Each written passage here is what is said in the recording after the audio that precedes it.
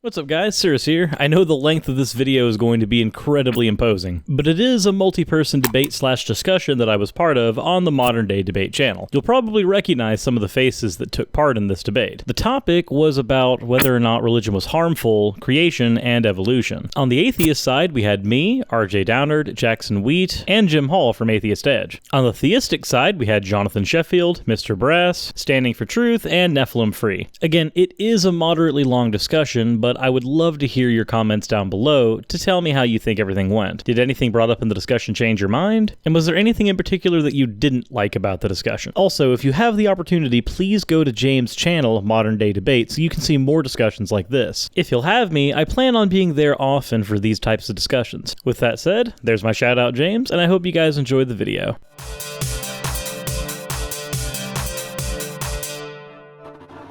Hey, welcome to Modern Day Hysteria. I am very excited that you are here, and I'm very excited that we have 8 people with us tonight in our first party panel. So this is going to be a lot of fun. We have got questions that we hope are somewhat original or new. So hopefully maybe you even haven't heard of some of them, or you've at least heard of them maybe a little bit less often compared to questions like, does God exist? So without any further ado, I want to introduce our guest tonight. We have, like I said, 4 theists and 4 atheists, and they're of different stripes. So that's why I think this will be a good time, is they'll be able to share different ideas that they have from their unique background. So I'm going to start with the Atheist Edge first. So Jim from Atheist Edge, would love to hear what you are doing at your channel right now. Hey, yeah, I'm Jim Hall, Atheist Edge. My other half, Courtney, was just on Objectively Dan last night, I think, or night before, down in Austin in person. That was really awesome thing. Go and check out Objectively Dan. She's got a psychology background, so they talk about the psychology of belief and faith. Right now, we're right in the middle of a 7-part critique of J. Warner Wallace's Cold Case Christianity. He's a Christian, a former homicide investigator that uses that to talk about the historicity of Jesus and the legitimacy of his miracles. So I got a lot of atheist YouTubers to be a part of that. Suris is one of them here, and we're doing also we're planning an expose on homeopathy. And we're doing an adaptation of a rewrite of The Emperor's New Clothes from an atheist perspective. So we got that coming up. Awesome. Lots of stuff. And encourage you, everybody, the links for everybody are down in the description already. Even if you don't agree with them, I encourage everybody to go over, check it out. That way you can at least understand what they mean or where they're coming from. So next, we have Mr. Brass. So Mr. Brass is actually a theist, but a unique kind of theist. So Mr. Brass, if you want to introduce yourself, just specifying what kind of theist you are, as well as just sharing about what you're doing at your channel. Hello there, I'm Mr. Brass. I run my own little channel. I basically do philosophy and history, and I go into occasionally some scientific papers, although that's not really my thing. I'm a bit of the odd duckling out when it comes to the theist community because I'm a deist, so I'm not a Christian or like any of the revealed religions, and I'm mainly just do my own thing on my channel. You betcha. Well, glad you're here. Next, we have Jackson Wheat returning. Glad to have you, Jackson, if you want to share what's going on at your channel. Glad to be here. Thank you. Well, my channel teaches about primarily evolutionary biology, but I also occasionally bump into creationist topics. Right now, working on a series on dinosaur phylogeny, starting with the ancestors of dinosaurs, working our way up to the final group, which will be a secret, unless you already know. So, really just that, and doing school stuff also. Got finals coming up, so that's unfortunate. Busy time, I'm sure. And we also just had Standing for Truth just entered. So Standing for Truth, happy to have you here. We just heard from your rival, Jackson Wheat, and so would love to hear from you, Standing for Truth. What's going on at your channel? Glad you're here. Hey, thanks for having me on, guys. I'm excited for tonight. Nothing too crazy going on my channel, just the usual. Few new discussions, new obviously video clips. Certainly excited for this. Excited for my discussion with RJ Downard I believe, on Wednesday. Nice to see that he's here as well. Yep. But yeah, I'm certainly excited to obviously talk and share ideas with all you fine gentlemen. Awesome. Yeah. Thanks. Glad you're here. And next, we have another newcomer, Suris. Really glad to have you here. Thanks for joining us tonight. Would you like to share what's going on at your channel?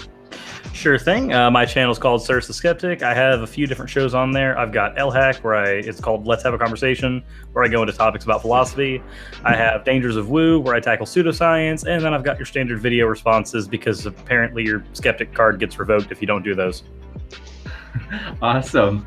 Really glad to have you. And another newcomer, Jonathan. Very glad to have you here. Would love to hear what's going on at your channel, Jonathan. And Jonathan, by the way, he's a theist, so I've been kind of flipping back and forth with atheist and theist and so forth. So Jonathan is a theist. Glad to have you here. All right, thank you for having me. Well, my name is Jonathan Sheffield, and over the last probably 2.5 years, I've created cartoon animations on my channel dedicated to the subject of New Testament textual criticism, explaining how we got the text of the New Testament. I actually have an upcoming debate with Dr. Carrier on his blog on the long ending of Mark on December 10th. Over the next probably 6 weeks, I'll be recreating the entire debate with Dr. Carrier from the blog into a cartoon animation. Awesome. Well, glad you're here. And RJ, returning after your debate with the controversial Kent Hovind, and as well as, that's right, Jackson has as well. So glad to have you here, RJ. What's going on at your channel?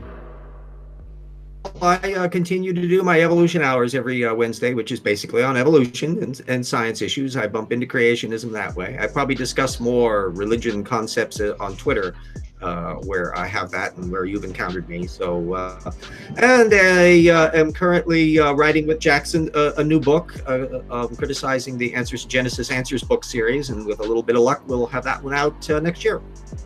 Awesome. Which is not far away. Yeah, definitely. Well, glad you're here. And then last but not least, we have NephilimFree. So he's been on YouTube for a while, a long history on YouTube, and glad to have you here. Can you share with us what's going on at your channel? Thanks for having me. It's going to be fun to be here. My name is Evan. I go by NephilimFree on YouTube. I opened a channel back in 2007. I do Christian apologetics. I do largely discussion about the scientific invalidity of evolution theory and evidence that intelligent design and special creation are both true. Although I do discuss scripture and the history of Christianity and philosophy some. I enjoy debate. That's probably my favorite thing, is to debate creation versus evolution. And I consider myself a young earth creationist, fundamentalist, non-denominational Christian. That's a mouthful. And so thanks for having me. Looking forward to being here with you guys. Yeah, thanks for being here and boldly wearing the badge of fundamentalist. That's impressive. Most people shy away, but you could say you're putting the fun back in fundamentalist. So glad you're here, NephilimFree. And next, we're jumping right into the question. So I'm going to largely step back, and I'm excited to hear your guys' ideas. I might jump in a little bit to maybe share an idea, but my goal is to kind of let the conversation go as freely as possible. And the first question actually is, it's commonly debated, oftentimes among Christians, but also atheists will jump in the debate on whether or not, and so these will be out of order because I sent a lot of you guys the questions and we're kind of jumping around, so they may not necessarily be in the same order, just so you know. But you did see this question, which is that normally people ask, if, let's say, creationism is false, does that falsify Christianity? And, you know, some Christians will say, well, no, it doesn't, because we think that evolution fits just fine within the scriptures. But I'm kind of curious, what does it follow theoretically? I know that a number of you, I think most of you actually, would say you don't buy special creation. But theoretically, if it were granted, what would follow? So namely, if there were a young earth, let's just say we'll start with that, and there was a global flood, only granting those two things, what would follow? Namely, like, what religions should we narrow it down to? Or maybe we shouldn't even narrow it down to a group of religions that are possibly, you could say, reporting that that's the way we came from. Maybe you would say maybe atheism is still tenable on a young earth. I'm kind of curious what your guys' thoughts are on this question. Nobody want to tackle that one? I will. Go ahead, RJ. Yeah. The argument kind of went in a double direction in there.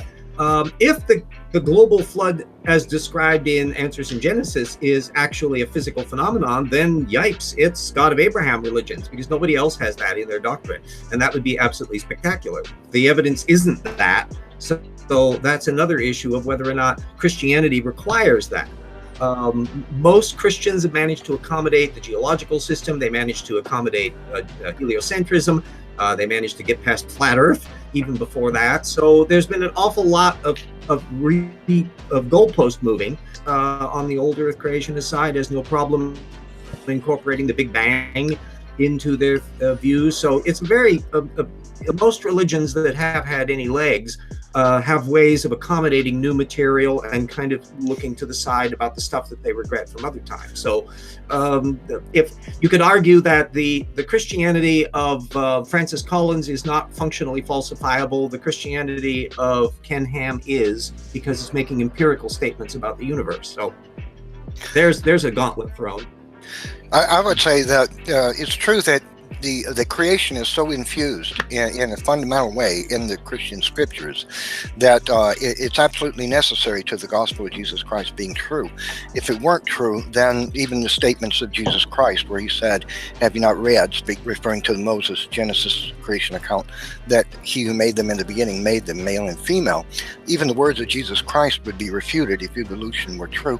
Fortunately, we don't have to worry about that, because creation has been intelligent design has been so scientifically verified today. But it is true that that's a huge subject. I think by the scientific data relating especially to genetics and the fossil record and geology. Can I finish my statement, please?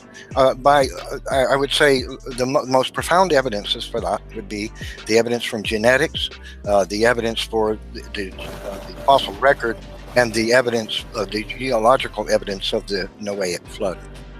All right, we'll let Jackson take on that.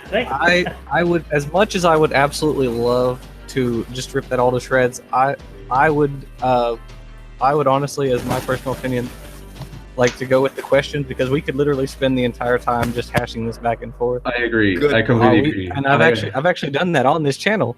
And so we're happy to set up. Yeah, sorry, I didn't mean to interrupt you, Jackson. I agree with Jackson. Yeah. Jackson, I totally go with Jackson. I appreciate, Jackson, you resisting the temptation in using your self-control. That's impressive, because I can understand that it's kind of like, I want to jump in. And so let's stick to the question of, I'm sorry if I'm a party pooper. I'm sorry, everybody. No, it's good. Somebody's got a ton of static on their end, by the way. That might be me. I apologize if it is. This isn't Atheist Edge, so we don't need to go on 3 or 4 tangents. Jackson, I'm excited to hear. It sounds like you have a thought on what's been said so far, or the question itself.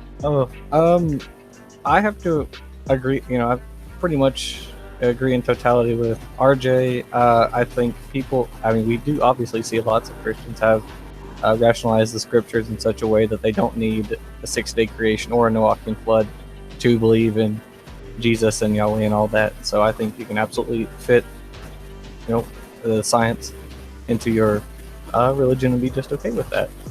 And that's actually the world I would much rather have, a world full of theistic evolutionists than young Earth creationists. So I hear what you're saying. Okay, somebody got rid of the static. Thanks for doing that. And then Jackson. I'm surprised though that the atheists here seem to be.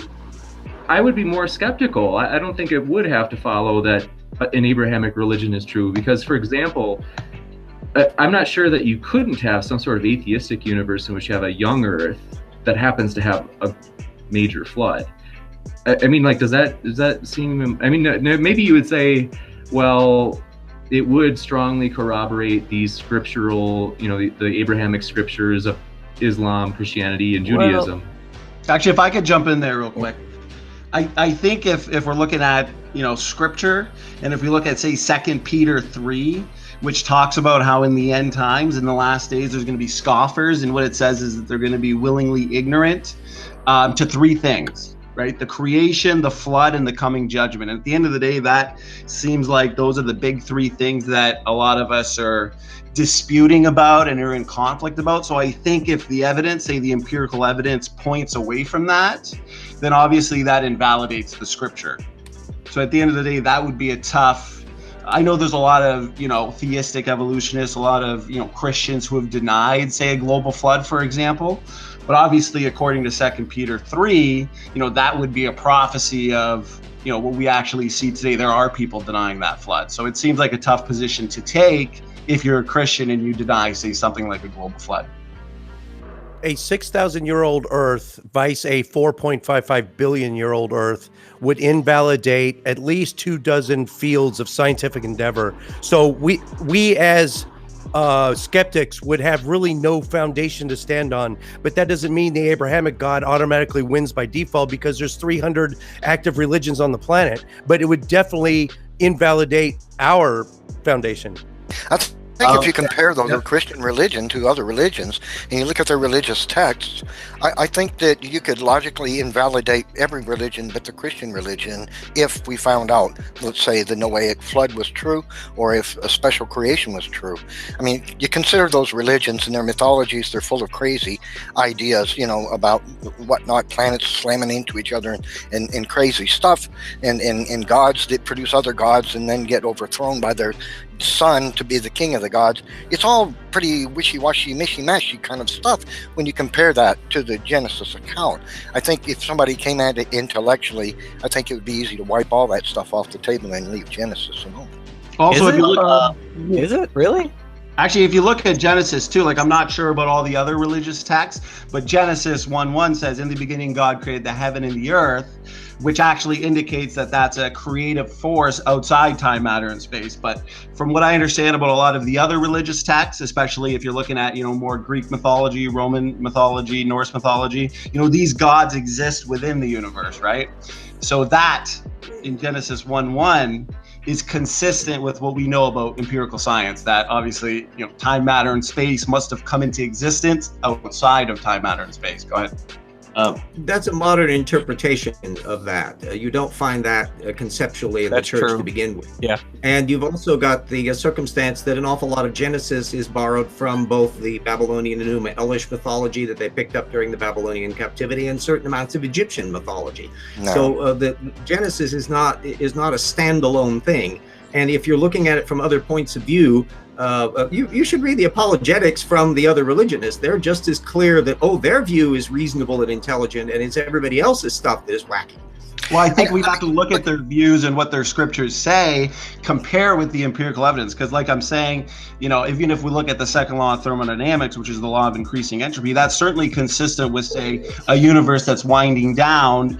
And especially if you look at, the fall, after the garden, that's certainly consistent with obviously entropy on a, in the universe, and obviously on a genomic level. So what I see, empirically in the science realm is certainly consistent with what we look at in Genesis. But if we look at other religious texts, if it's certainly, inconsistent with a lot of what we see in science, then I think that would invalidate their text, for sure. I think it's a good point. Another good point would be that if we compare, for example, these religions, I don't see any validity to the idea that the Genesis account is borrowed from the Babylonians.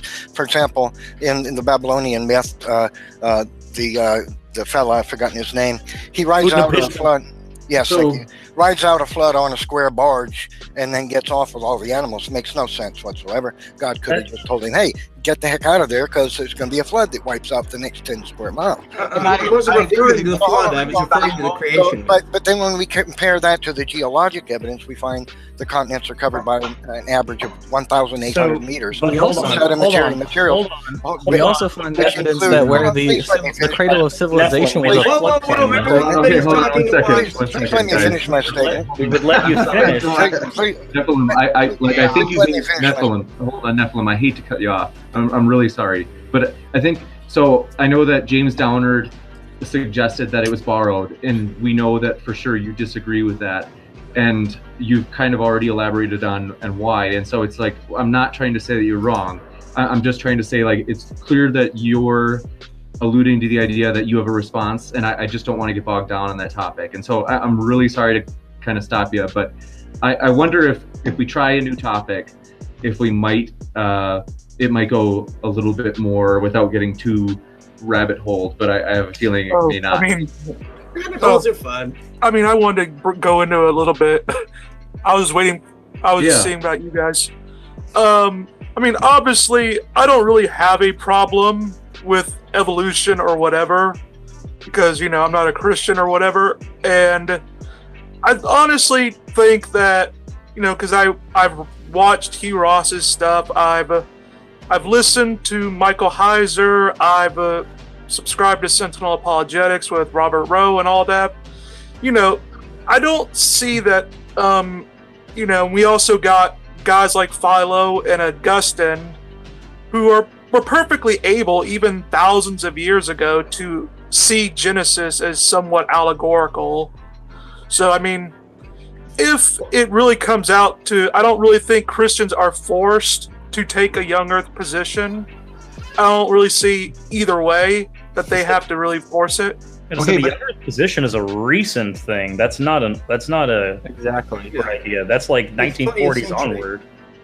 Yeah. Well, yeah, I mean, it's also, when you actually do look at the history, it's almost exclusively a Protestant. Like, of course, there are Catholics that are young earth creationists, but Well, even if we mainly- don't look at Genesis, Mr. Brass, I mean, how would, you know, taking that position, if you look at 2 Peter 3, where we're seeing a foretelling of the last days, and you know, Peter, the Apostle Peter, is telling us that people in the last days are going to, you know, reject or deny 3 things, and the global flood is one of them. And if you look at the text, it's talking about the world that then was, which is the pre-flood world, being overflowed with water, perished. So there's really no other way to interpret that, especially if it's comparing, you know, obviously in the end times judgment by fire, which is worldwide. So this would have to, by comparison, also be a worldwide flood. So how do you reconcile that with obviously the obvious text here we're looking at in scripture? Go ahead. the one way that you could reconcile it, honestly, is to understand that Peter was written in the 1st century. This is not a text that was written around the same time as any of our texts written about the global flood. So if Peter is assuming the global flood as a reality in the 1st century, when there was not as much when there were not as many ways to actually verify that this happened, when he was just pulling from the oral and written tradition and pulling his scripture from that, you can easily say that he was working with information that he didn't necessarily have all the pieces to. That's not very hard to do. You have been working with the Genesis account, which clearly speaks of a global flood. I mean, the text is absolutely clear the event was a global one, and the statements of Jesus Christ acknowledged it was a real geologic event. So it would invalidate Jesus Christ, and it would invalidate the Genesis account, which clearly tells us of a global event. Then, especially if Jesus says, you know, at the beginning of the creation, you know, he made male and female, indicating, you know, Adam and Eve. But if, you know, the beginning of the creation was, say, billions of years before that, then obviously, you know, Jesus was obviously mistaken, or he was lying. So I think that's a pretty strong accusation towards Jesus. I would argue that he probably would be more mistaken than lying, honestly. But I also come from the viewpoint that Jesus was just a prophet, not necessarily the true Son of God with all of his abilities and all of his knowledge. So him being mistaken is fairly consistent with just a historical look at the text. I guess what my question would be then, would you say, looking at the text, obviously if you just look at it as a story and Jesus was a man, but looking at the text itself, isn't it clear that Jesus, you know, I know you say he's mistaken, but isn't it clear that he was talking about obviously a young earth, if the creation of Adam and Eve were the beginning, and if he's speaking of a global flood, especially in 2 Peter 3. So scripture in the text is clearly talking about a global flood and a young creation, isn't it? Even if he's mistaken, is my point. Well, it would. Yeah, I think that's a fair assessment, that the people who in the early times spoke of Noah as a real person, but it isn't really the case that any of the people in the New Testament had a clear sense of chronology on this. This is why, as the scientific method developed in the 16th century on the upcoming geologists and all of the other scientists, most of whom were very deeply religious, from Nicholas Stano through to Adam Sedgwick, they had to grapple with the data they were seeing and how to fit that into a framework. But any attempt to treat the discussions that are in the New Testament as though they have some scientific rigor to them is just doomed. Well, I mean, if we look at, I'm just curious of everyone's ideas on this. If we look at the Old Testament, which talks about, God sitting upon the circle of the earth, and it also talks about how God hangeth the earth upon nothing, that seems to indicate a spherical earth hanging free float in space. Now, how would they know of this back then, say thousands of years ago, when this wasn't known until by observing anything with a telescope, which we know they had at that time. If you look at every other planet up in the heavens and you see that all the planets are consistently a round shape and they're consistently hanging up with nothing suspending them, the next logical conclusion would be that the planet that you're sitting on isn't much different. Okay, but well, I mean, obviously, guys, you have to realize that the planets are actually just sitting like close on like a dome shape, and they're just sort of like, we got flat earther here. It's in the original, I mean, it's clearly we have a firmament right here, and it's just raining in. Okay, but I guess the point to be taken from that is the scriptures, especially in regards to the shape of the earth and in space, right, hanging free float in space, it is consistent with what we know about empirical science. And if we look at Genesis 1:1, a creation outside time, matter, and space is consistent with what we know about the first and second laws of thermodynamics. So scripture seems. Go ahead. Don't bring the second law of thermodynamics in here. That's such a colossal red herring. Yeah, jump in, Jackson. I actually used I was part of a video a while back where I think Suris, you were too, where different atheists asked questions for theists, and my question regarded the global flood, and there were a bunch of theists who wrote kind of a response to this whole video. They also wrote a response to my question. Well, I used I think that was that one. I've done a few flood videos. Anyways, the point is, I used a source, which was a Christian source, talking about how it wasn't. The word that they used wasn't a sphere.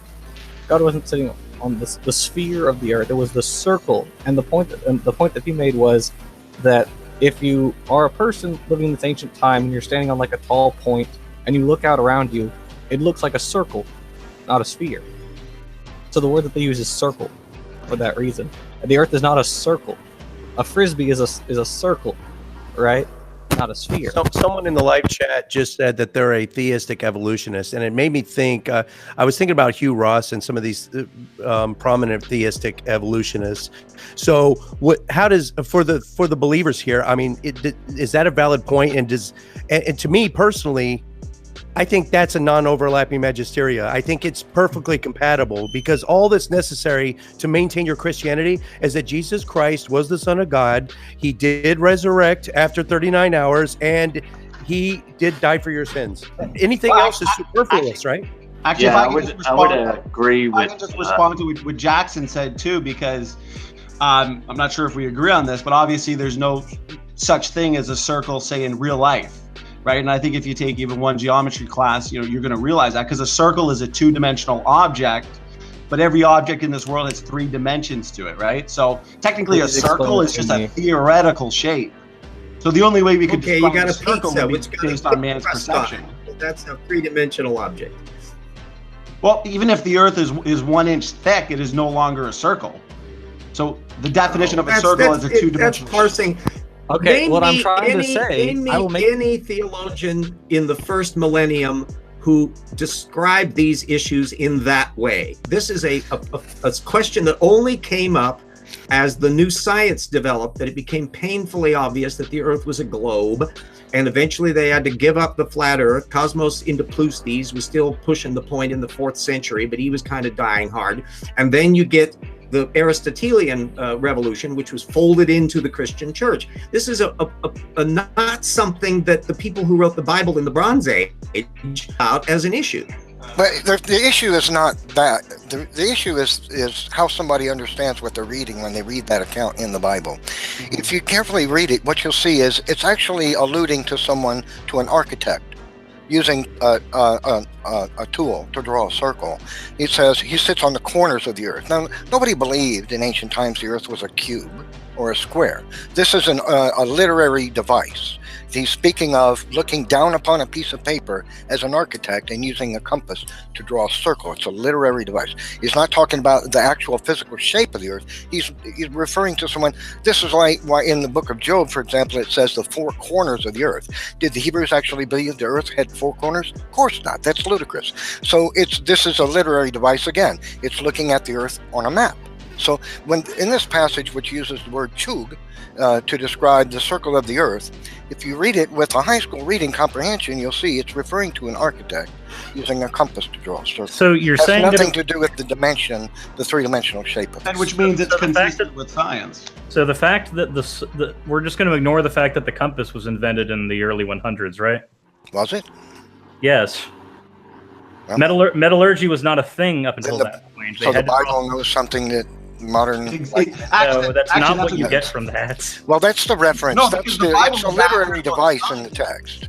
It's clearly and the Bible is accurate about empirical science, which we didn't figure out or came into knowledge thousands of years later. So the whole point is, hey, if the scriptures is accurate scientifically, maybe it's something you can look at a little more seriously versus say other scriptural texts. So you're saying that a story that was written, because the way NephilimFree has described it, is that it was a story that was written allegorically. This is why we don't take four corners as literal, for instance. And we know that God, in the account, he did not make Earth with a compass, because if he had made Earth with a compass, he would have needed a tool. I would assume that you don't think that your God needs any type of tool.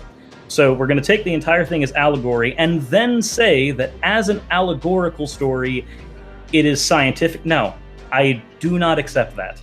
Well, no. All he's saying is, just like we use figures of speech now, like the weatherman's going to say, the sun's going to rise, the sun's going to set. Obviously, that's figure of speech, and the Bible uses the same thing. I'm saying the figures of the earth. But you're using both at once in this instance. You're saying it's both a figure of speech and literally true. That happens many times in the Bible. I mean, look, God didn't tell us to check our... That's not me. God didn't tell us to check our minds at the door when we read the Bible, and also didn't. Is that figurative or literal, though? The Bible is a literary work, and it's to be taken literally. There's historical narrative in it, there's parable in it, there's allegory in it. I mean, if we just read it as a literary work, it's not too hard to see that this is a literary device. God's not looking down on four corners of an earth that he made.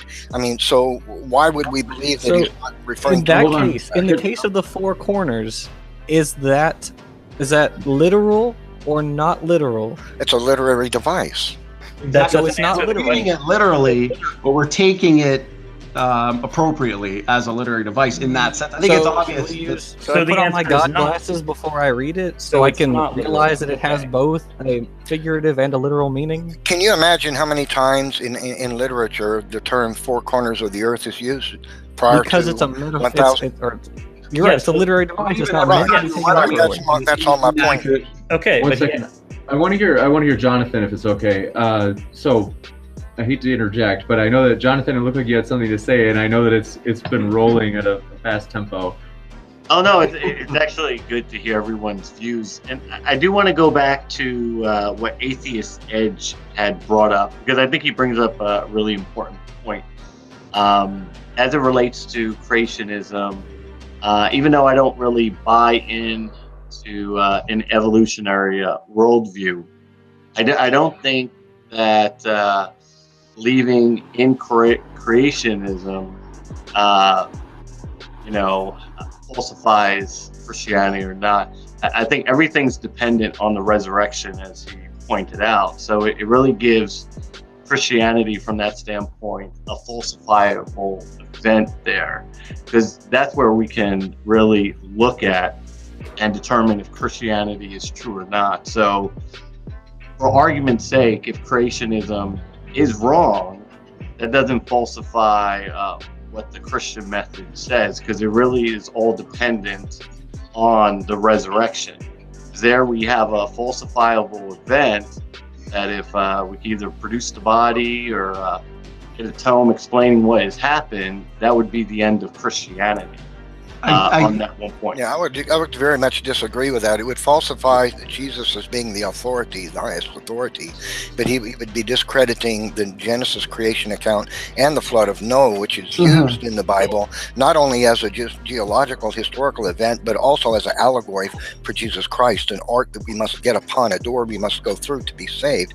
That allegory would be destroyed as well. And actually, if I could interject, if we're looking at the resurrection of Jesus Christ as a supernatural event, but yet we want to look at something like a supernatural creation, a supernatural global flood, and deny those, you're just one step closer to being an atheist, because why not reject the virgin birth, and why not reject the resurrection if we're just going to reject not necessarily. Hold on. Let's let Suris wrap us up on this topic. So Suris, if you want to share, and then what we're going to do is jump to a completely different topic. Is that okay? So that's fine.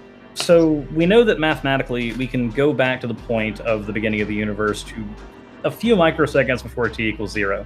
So you can still have, simply because we have not uncovered anything there, you can have a supernatural origin there.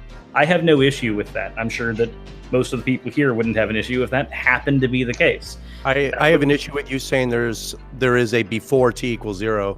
Well, unfortunately, for there to be something instigating something after t equals 0, there has to be some type of before. As nonsensical as it is, right. I agree it's nonsensical. But it doesn't have. If we're dealing with the supernatural, nonsensical isn't exactly a barrier. So, personally, something happening that makes t equals 0 start. I have no issue with that. Call that supernatural. You want to do that? That's fine.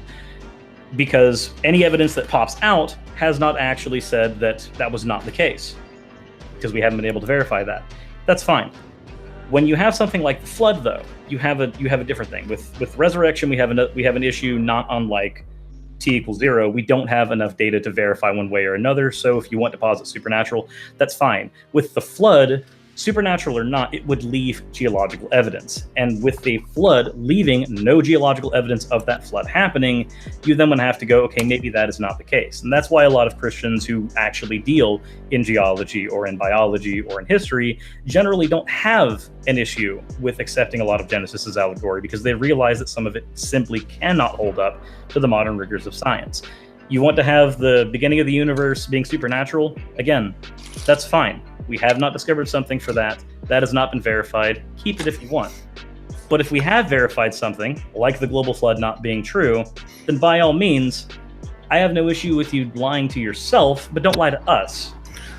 Well, I would say that the opposite of the truth. Hold on 1 second. I hate to do this. I'm sorry. I know that everybody disagrees. I know that everybody has a response for the other side. But like I said, I was going to let Suris wrap this topic up. Question. I think to leave what he said hanging, I think it'd be appropriate just to at least let Neph respond, because obviously he just completely, I guess disregarded a global flood. But then we can say the same thing to you.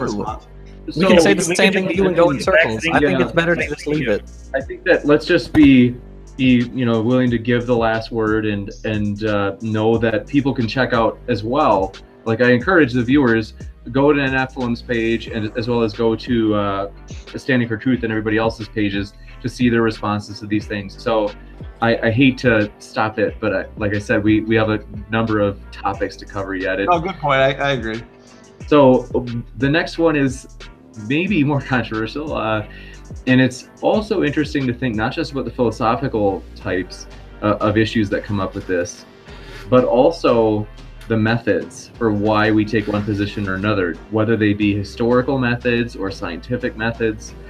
Is religion as a whole, and I know that Christians might be ticked to be lumped in with other religions and vice versa, but is religion as a whole good, bad, or breaking even in terms of its effect on society? Yeah, can I jump in at this point? Yeah. Yeah, no, I think this is a really good question. I would say that there are good religions and bad religions. Obviously, when we look at the religion of the Aztecs, the system was sort of predicated on captives sacrifice to God. So the blood of those sacrifices would keep them safe, obviously we would look at what's coming out of that religion as being bad. Now, when we compare what the Protestants did when they actually put the 10 Commandments first, and we kind of see this in Luther's Catechism and a number of the confessionals that come out of the Protestant teachings, you know, there's a focus there on the 10 Commandments of God. And when we look at that, we obviously see something very good coming out of Christianity. Yeah, can I jump in there? Yeah. I may surprise you by saying that religion has its good and bad sides. That human beings naturally produce religions. We always have, we probably always will. We're pattern-forming creatures, we're storytelling creatures, so we come up with things to explain not only what we think happened, but what we would like to be true. And religions fall into that set. I would suggest that if religions function in a framework of politics where they cannot enforce orthodoxy by the state, they are largely benign. And to the extent that states become controlled by religion to where they can enforce orthodoxy as they did during the Inquisition, or in a completely secular context in the Soviet Union that functioned like the theocracy, then it runs off the rails.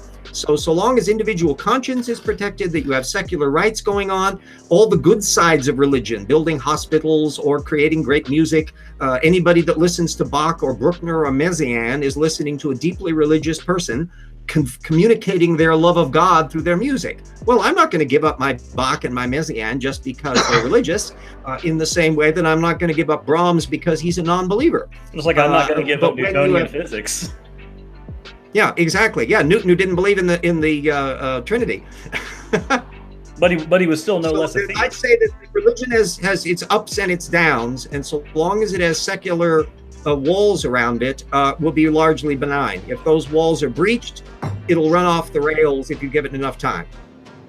Well, I mean, if I may interject with this, is like, I always make sure to just say history is always a thing that we have to look into and take into context, like the situation that people were going through. I do this with every religion, whether it be Christianity, Buddhism, or, you know, Islam. I just say, when we compare like the time frame, were the people doing better or worse, like prospectively, than the other people that were around them? And I mean, there's plenty of times I could literally say that, for example, Genghis Khan and his guys were doing pretty much better than Christians and Muslims on many fronts, because while Christians and Muslims were literally killing each other over their religions, Genghis Khan was actually promoting religious tolerance and encouraged philosophers from both Christianity and Islam to into his realm.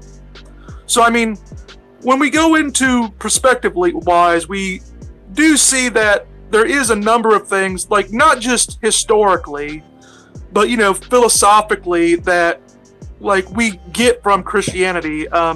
One big thing that a lot of people don't get, like a lot of people don't know, is like this idea of a moral progress, when you really think about it, is actually a Christian invention that dates into Christian philosophy. Pagans did not have that sort of idea, because, like, in order to have a moral progress, we tend to have one point from another, like a bad point from a good point. But what the thing is like, that's a Christian idea, because when you actually look back at it, people used to say, well, before Jesus we were just full of sin, but after Jesus, now we're saved and now we're better. So that's really how, that's just one example of how Christian philosophy has sort of morphed its way into everyday life. And I always find it funny, because I often do see atheists and other people using like specific philosophies that are over, like they're arguing against Christian morality by appealing to Christian morality. Not me. I'd say that I kind of sit in the middle of RJ and Brass. So maybe it's because philosophically I'm a pragmatist. So for me, I'm willing to grab bits from my epistemology as long as I find them useful. That's part of my worldview. For me, what I've seen historically is that what religion has done is it's helped bring societies together that otherwise wouldn't have a centerpiece to put them together. Whether or not we need that now, I don't know. I don't have a solid answer for that. My personal thought is that I have no issue with with any religion existing side by side with me, as long as there's certain aspects that are not put into place. So, for instance, as long as religion has nothing to do with government. Government provides all the protections that any religion could want, if it can, but I would hope that there's no legislation written because of a religious doctrine. If that's another funny thing is that the whole idea of a First Amendment, like freedom of religion, was actually Christian ideas, because they wanted to get away from the British government that was favoring a national church, the Church of England. And they said, when they came to America, they just basically told the government, hey, look, we don't want a national church here. So you had Puritans and you had Quakers and you had different denominations that wanted to be able to worship as they saw fit, not as the Church of England saw fit. As long as you weren't an atheist, of course. I mean, look at the Maryland Toleration Act, you know. I mean, I always find it funny about how this whole thing always goes, because I often do get atheists that just up and deny every bit of Christian philosophy that's occurred in the United States. But I'm saying, look, when America was founded, 99% of the population was Protestant. That was just the key thing. That's also why we didn't even have a Catholic president until John F. Kennedy. Well, beyond that, the American law is founded on English common law, which is based on the Magna Carta, which is an extremely Christian document. So, but the thing is that, you'll get people say, well, the founders of the United States, were they really Christian? I mean, I'm not going to get into the arguments. You've all heard the discussions about that probably. I would say, were they genuinely Christian? That's maybe questionable for a lot of them. Jefferson was a deist, as I understand it. So, but nonetheless, the law was based on Christianity I think to a large degree. I don't think that they followed through with the Christian ideal very well after that, though. We can probably all agree that favoring one religion over another might not be the best thing, and it's better for everyone if Congress shall make no law respecting the establishment of religion or inhibiting the free exercise thereof. If they're all on equal footing, and just like Suris said, they're not injected into government, because it's better for everyone. Can we agree on that? I mean, personally, as people would know that I'm a libertarian, so I'm against government having a lot of power to begin with, and I think that's also why, when you get Christianity, or you get really any religious person or anyone really into politics, that's when if you have a government that has just so much power, then no matter who you get in, whether they be religious or non-religious, that opens up the door for it to be abused. I agree. If there was lesser power, if there was lesser power or less enforcement, it wouldn't be as big of a deal, because there would be more checks and balances put in place to prevent that, whereas we just don't have that as much today. Could we say that that's a pretty valid point? It's perhaps the spirit of Maimonides is needed. I wouldn't be on board with a Christian theological state myself. Even Christ wouldn't have. Jesus said, somebody bring me a penny. And he said, whose inscription is that? And he said, Caesar. And he says, handed it back to him. Says, give to Caesar those things that belong to Caesar. Give to God those things that belong to God. So according to that statement, the ideology of Jesus would not support a theological state run by man on the earth either. He has got that planned for the future of the world. He wouldn't want man trying to institute that in. I wasn't expecting to say this tonight, but I agree with NephilimFree. I think it's funny, James, Break because out the champagne. you started this question out with, this might be a more controversial issue, and yet everyone's agreeing with each other. This surprised Not much conflict going on here. Yeah, all of us pretty much agree that our ability to worship or not worship in any capacity is best served by not infringing on any of those capacities and not enforcing any of them either. I think Christianity suffered the moment it became the imperial religion. That so long as Christians believed what they did because they honestly believed it to be true and were not hurting anybody in the process, the moment the state took over and said, no, you must be Christian whether you like it or not, that's when they got off the rails. That's why you've got the United States that is predominantly much more Christian and theocratic than, say, England, which has its own state church. In fact, one of the reasons why America has such a vibrant religious community is precisely because we have no state church. Nobody is forced to believe in any religion, so people choose it on their own. Whereas when you get the official church, for the same reason that if you go to the Pledge of Allegiance, everybody gets the rote routine, they're more likely to not go with it than otherwise. So here the atheist is saying secularism is religion's best friend. This is absolutely interesting. You guys totally surprised me. I appreciate your intellectual honesty in saying, willing to concede points that a lot of atheists wouldn't want to concede. And Mike, I'm curious, and it's interesting to see because sometimes you see Christians and atheists as strange bedfellows with regard to which religions might be harmful. Are there religions that you're concerned actually do teach bad things? No, but interpretations of Islam. religions can be dangerous. Islam's not dangerous. Certain interpretations of Islam are dangerous. I'm not saying that all Muslims are bad people, of course. I'm not saying that. I'm just saying, if we're going to just compare, if we compare, radical Christians in the United States versus radical Muslims, there's not, a radical Christian in the United States is Ken Ham, which he's a relative nobody, outside of, his answers in Genesis community. And some biologists.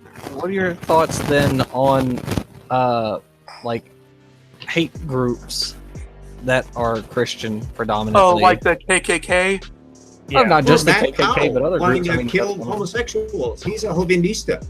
Look at Stephen Anderson. That's another one. Oh yeah. Well, I've way- actually watched some of Stephen Anderson. I've always seen him as kind of an ass, to be quite frank. I think that's a lot of people. I know that Just Stephen Anderson. Savonarola. I know that Stephen Anderson personally doesn't like me because I've been told by Matt Powell that they've had this discussion, which is really no one surreal. likes you, Saris. Well, that's fine. I'm okay with that. That's why I hide behind a I cartoon. like you, Saris. I think you're Even alright. Islam weird. is a roller coaster. It had its ups and downs. It was originally spread by the sword and said convert or die, and yet it had enormous periods, probably because there was no centralized religious authority. It didn't have a pope. Everybody was just reading the Quran individually. It underwent a long range of mutation.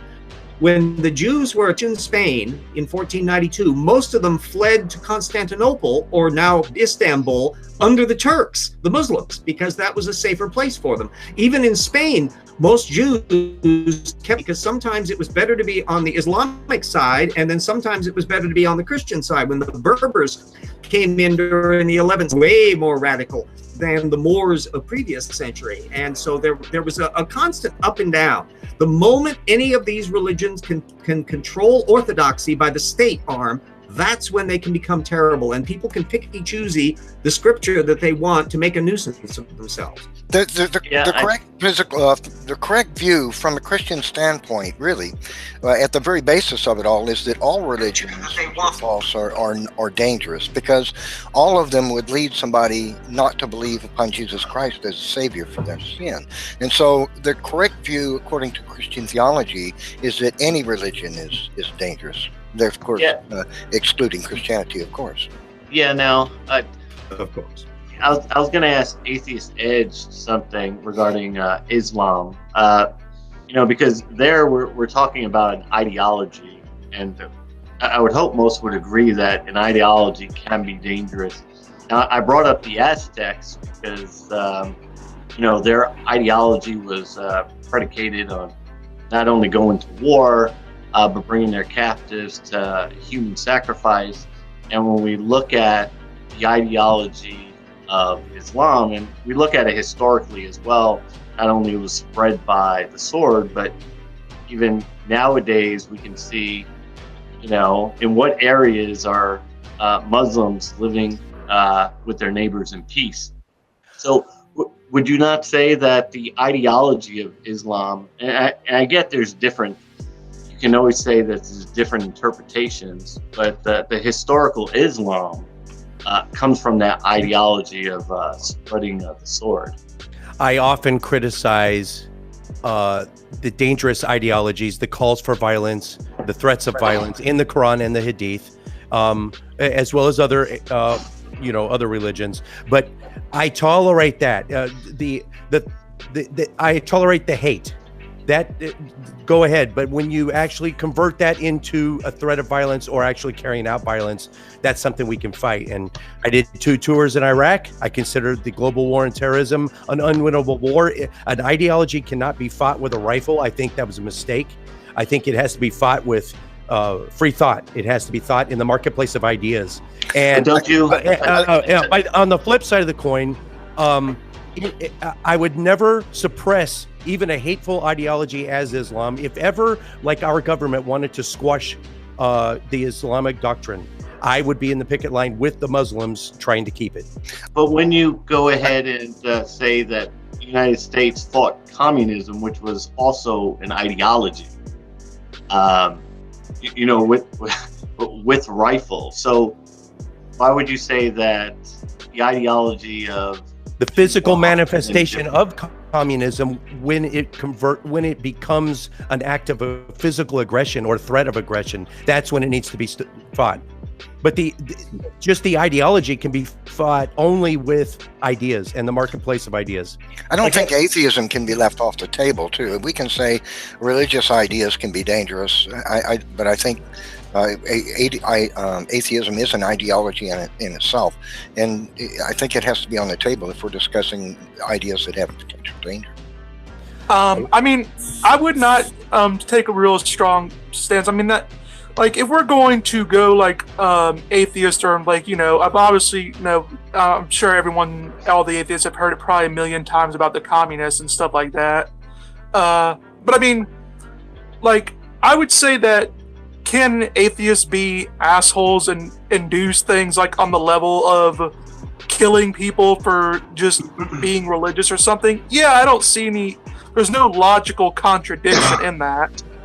That has happened, What I've found funny is I often get atheists that do deny that, but I say when it came to, if it was just merely political, all the enemies and even communists themselves directly said that they were atheistic, and that was part of the big fight against them with the United States, is because we wanted to say we were the Christian nation and these were these dirty commies, atheists.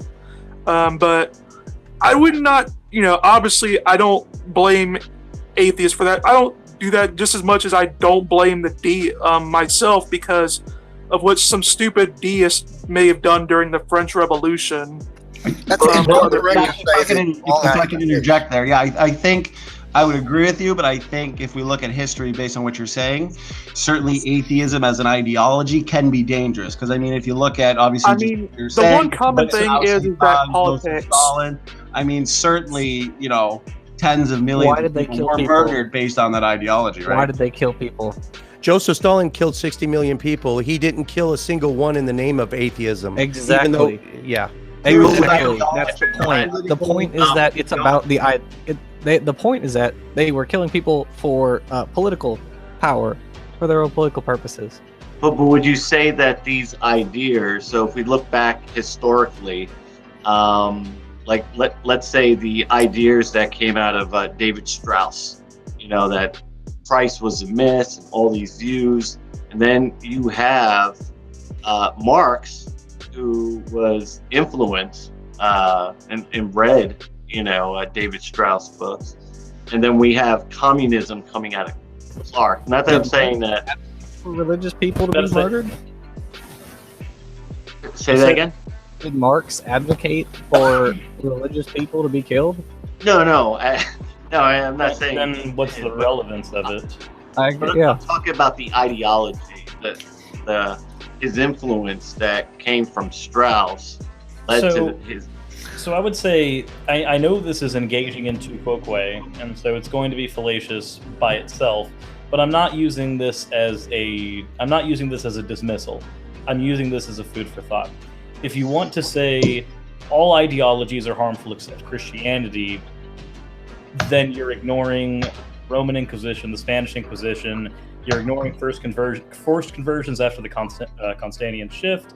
You're ignoring the witch trials in early modern Europe. You are going to have to ignore all of that. If you're going to take the stance that all ideologies can be harmful, and I'm willing to grant you that stance. I'm willing to be one of the few atheists that is going to go with you on the Pol Pot, on the Stalin, on all of those points, if you are willing to also not special plead for your stance. I wouldn't be special pleading. I think you are. What you just said. That's the definition of special pleading. I think if you look at those atrocities. That's the definition of special pleading. Every other stance is harmful except mine, ignoring these harmful things that my theology has actually led to. It is the very definition of special pleading.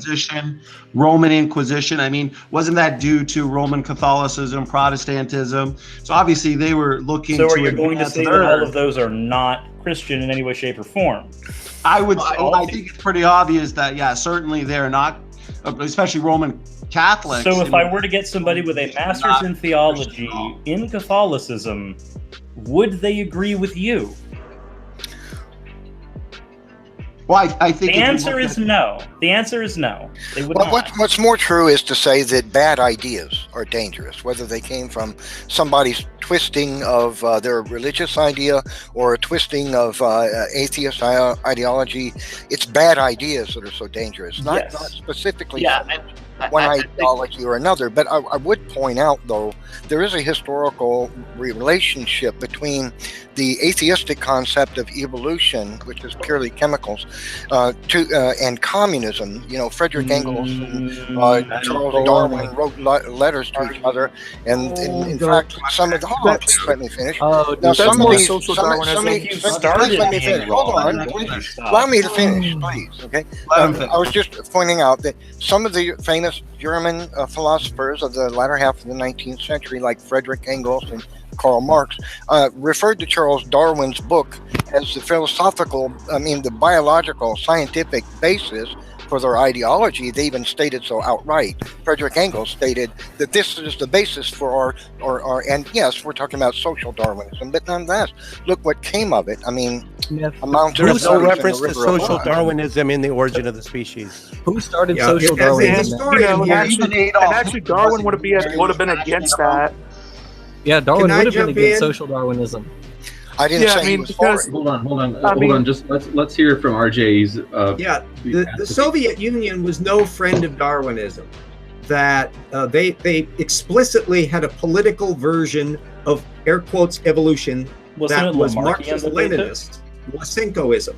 Yes, which believed that organisms were infinitely pliable. There was a whole ideology of education. The Darwinian genetics that was developing in the 1930s and verboten in the Soviet Union, and they screwed their whole system up altogether. There's a cottage industry, particularly in young Earth creationists and genetics, to try to lay all of the Soviet Union and Nazi Germany and all of these at the feet of Darwin. And the problem is that they're missing an awful lot of issues. It's no defense for either the French Revolution or the Soviet Union, but it is an explanation that these are cultures that came out of stultifying theories. The French monarchy and the church system was extremely oppressive and extremely dehumanizing. The Russian Orthodox system, most of the system of gulags that ended so radically under the Soviet Union, they were invented under the czars in the time just don't divorce themselves from their history.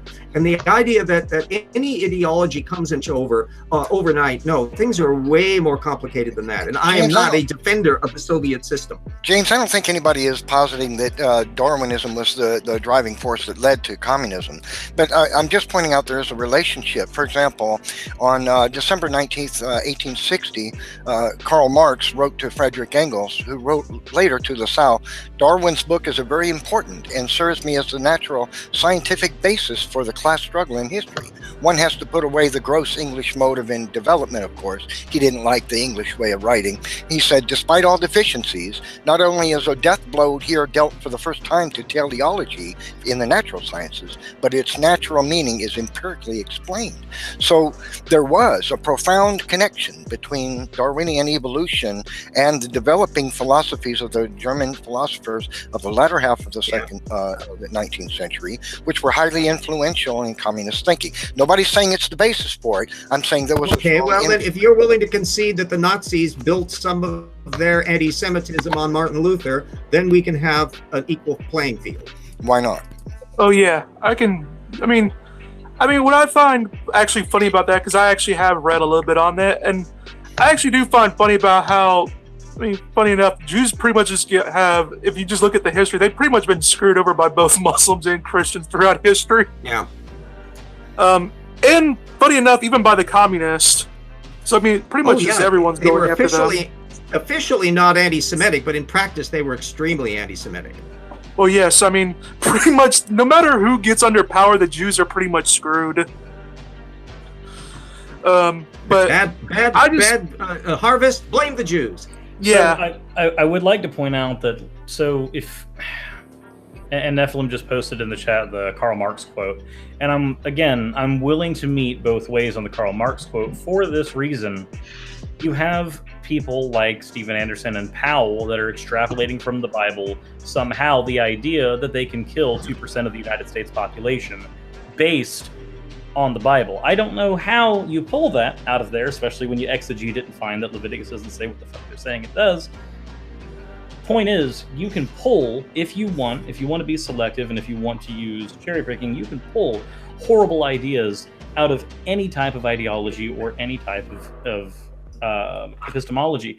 As an example, and again, if this is me meeting both ways, and I'm willing to do that, for atheism, somebody can take atheism if their entire worldview, when they deconverted, relied on God. They can take atheism and lead that to being moral nihilism, if they so chose.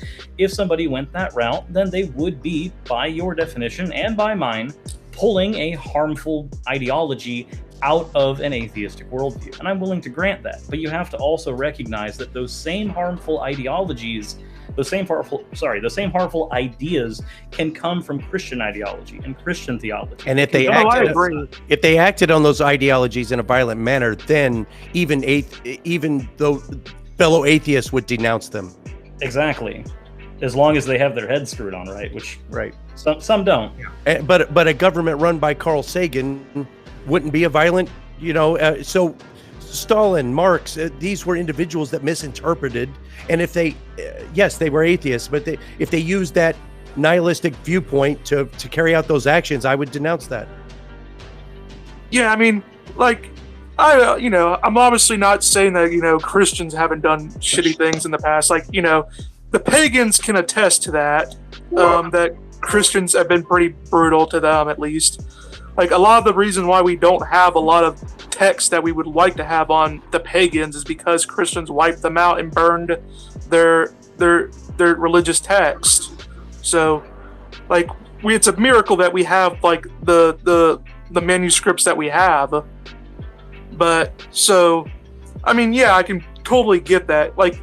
I do think that you can get extremes out of pretty much. The human brain is pretty creative in finding ways to justify its bad behavior. I always do say that that's sort of... We have a tendency to be able to scapegoat things very well, where we know we want to do something bad. We want to someone violent wants to, let's say, kill someone, and that's what they want to do beforehand, but they need to have some rationale to justify it. And... We're agreeing way too much tonight. Yeah.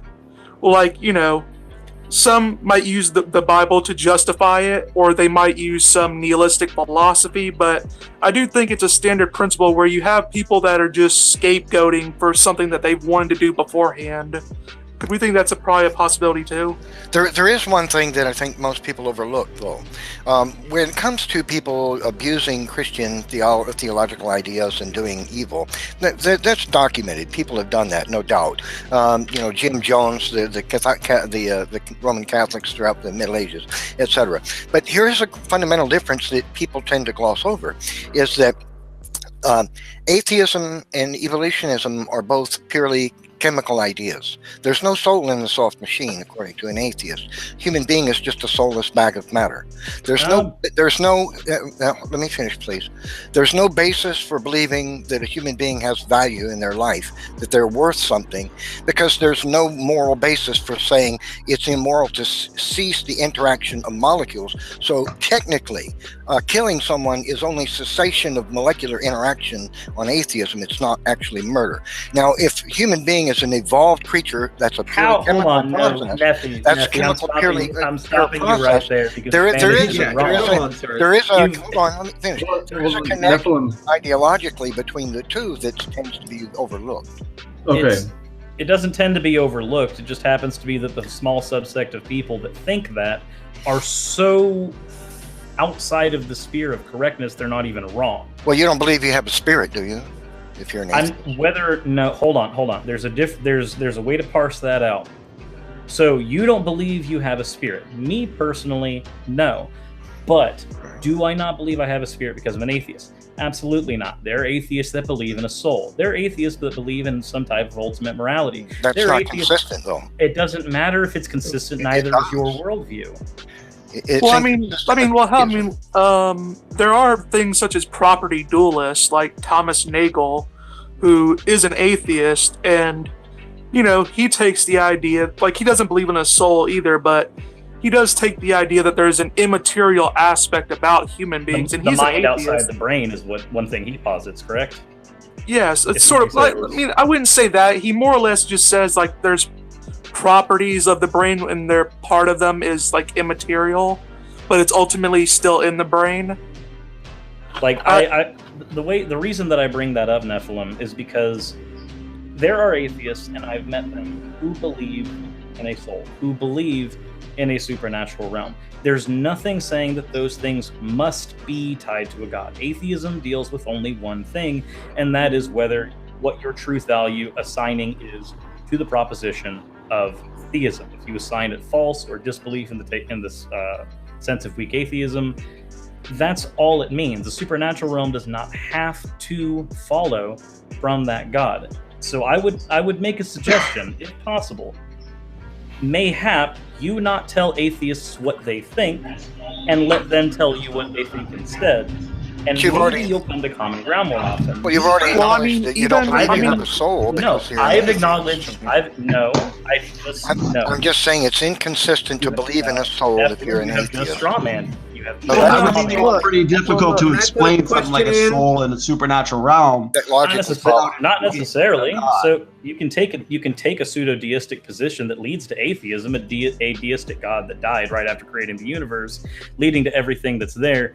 As an atheist at that point, you can believe that God died. It is no longer around, but it no less was the first cause there. There are atheists who can take that position, who have taken that You can believe in the supernatural and deny a supernatural intelligent agent at the same time. Exactly. Disagree. That's inconsistent.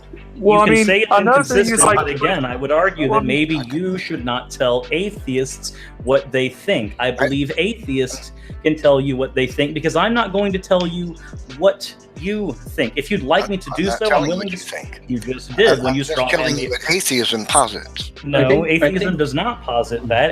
Okay, find me the philosophical literature where atheism posits a denial of the supernatural. I don't need to go to literature. Yes, you I can do get need logic. to go to No, it. I don't. One second. I think that maybe what Nephilim, maybe like to put it in other words, maybe would suggest that the most plausible form of atheism is naturalism. And if that's the case, which I think most of us would maybe agree not with most that. plausible, but most common. I think the most non-contradictory form of atheism would be natural. I agree. One second though, do you think atheism is nonsensical? I do. I know you do. I think it's non-science. I'm asking for the other. You're trying to stir up the pot, aren't you? Hold on. The only reason I say that is because I'm not trying to be a trickster here, but I know it was a joke earlier, and I'm not like bristled by it, but I can't help but bring it up because I know that. So I think somebody made a joke earlier, and it made me smile. Someone said that when you're talking about supernaturalism, it's not so different from the nonsense. It's not. I think Suris said it's not bounded by the sensical. It's or the nonsensical. It's just that I do think most of you probably have a greater skepticism towards supernaturalism as an idea, broadly, than atheism. And in that sense, if you do agree with me there, it does seem like the most plausible form of atheism would be one in which there is not supernatural stuff in it, right? I would agree with you 100% on that. Absolutely. I mean, it would ultimately depend, like, for example, we have, non-theistic religions like Buddhism, for example, that posits really no God, but they might believe in they can talk to their ancestors, spirits, or something. There's also atheistic paganism as well, as another example of a religious structure that can have the supernatural, but it's not inconsistent because atheism doesn't deal with that question. I totally agree with you. Hold on, Nephilim. I know that I said it kind of like step out, but I agree that there are these I'm not at all making a claim that there are no supernatural forms of atheism. So I agree, you've got counterexamples, and but I'm kind of thinking let me ask you, Suris, or anybody else who happens to be an atheist. Do you think that these pagan forms of atheism, in which they're whatever ways they're Wiccan, whatever it is, I don't know what it is, do you think that those are any less reasonable than metaphysical naturalist atheism? I consider them reasonable. I'm a super weak atheist. I give it about a 30% probability. This is pure speculation, but as a super weak atheist, I give it a 30 or 40% possibility that supernatural phenomenon does exist.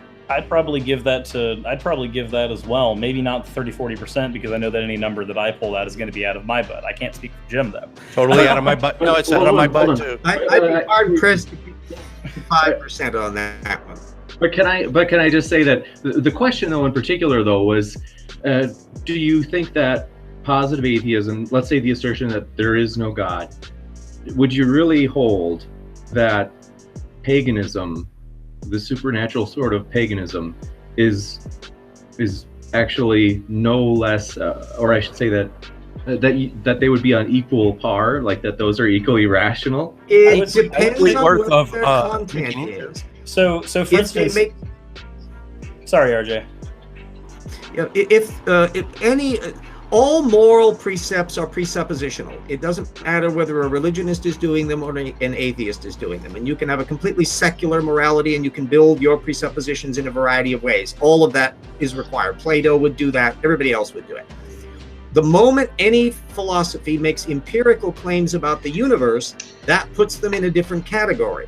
And I would contend that if any philosophy or religion makes statements about the universe which we can verify are true, that's a little plus. If they make statements about the universe that we can determine are not true, then they got a problem. So you would have to measure it on the basis of what things say. If a Wiccan believes that they can do incantations and make a frog turn into a turtle, and we can empirically test that it can't happen, then kaboom, the Wiccan notion is not rational.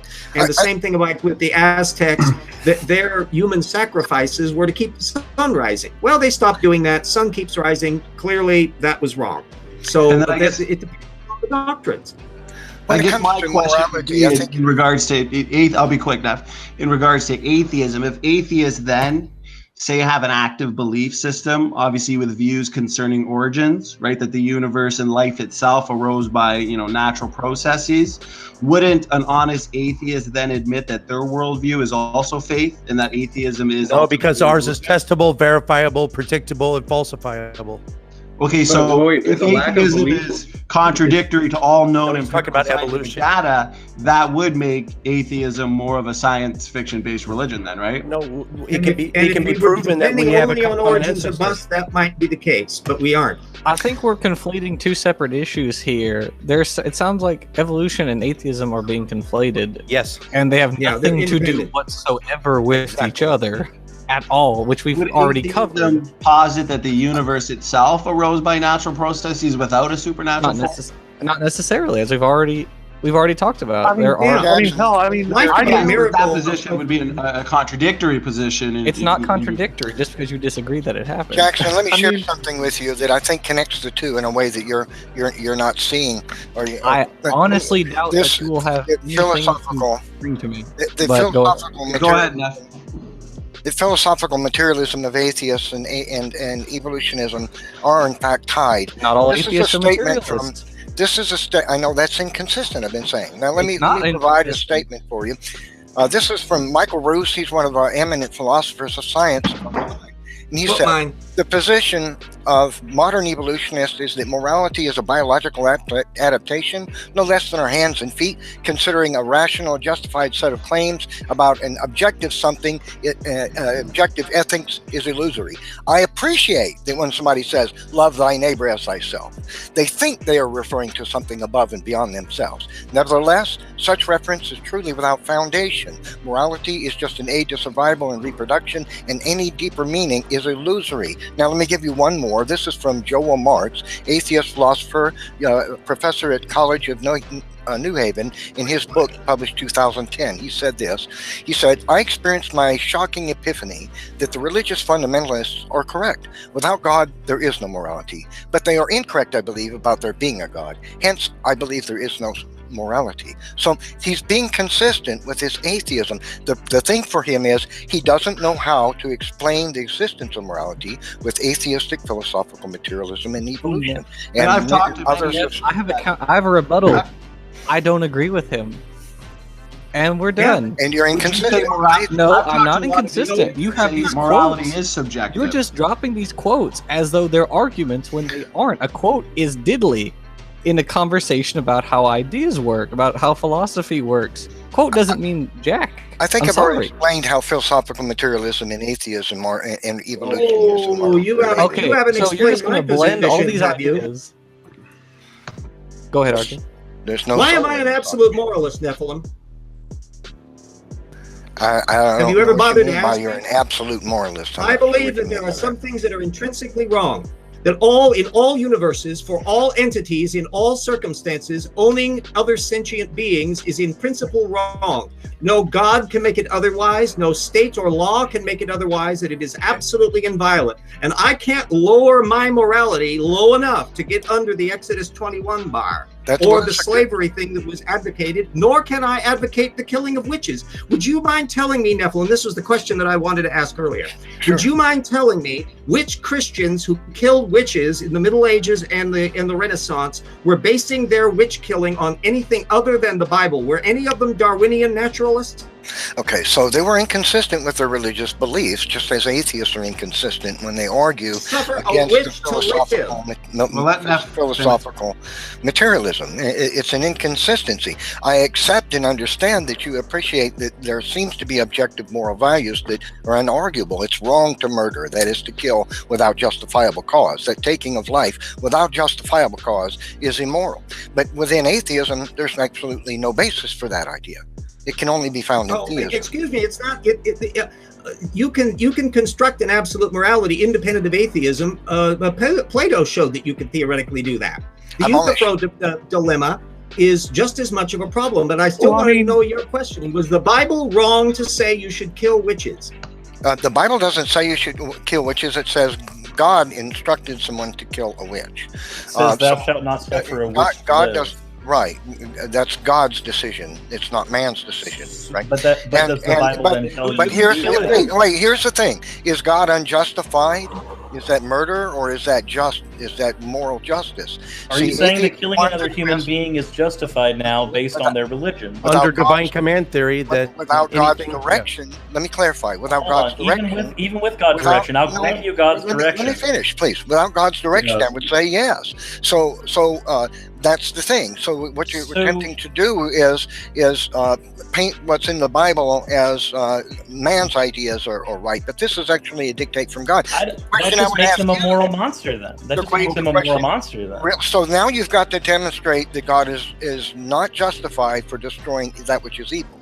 And also, when it comes to subjective and objective, obviously, morality, as Christians, we would say that, all our basis of morality is dictated by God and his word. So if you're rejecting God, say as an atheist, don't you make yourselves the final authority in matters of morality, which means there's no basis for a consistent morality that's actually applied to everybody? Not necessarily. You don't have to have that. So without a God, what would we have as a moral basis? Well, we would have whatever morality is required for society to function without entire societal collapse. As it turns out, we've actually managed to do that. Can you explain, though, how God would be unjustifiable, morally incorrect for destroying evil? The witches in the Old Testament. There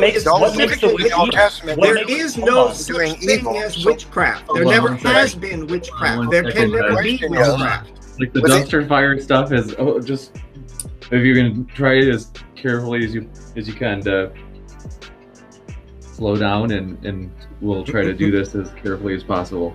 So Nephilim, if you can give like a brief wrap up in that point that you were saying, and then we'll let Nephi have the last words since I had the last one last time.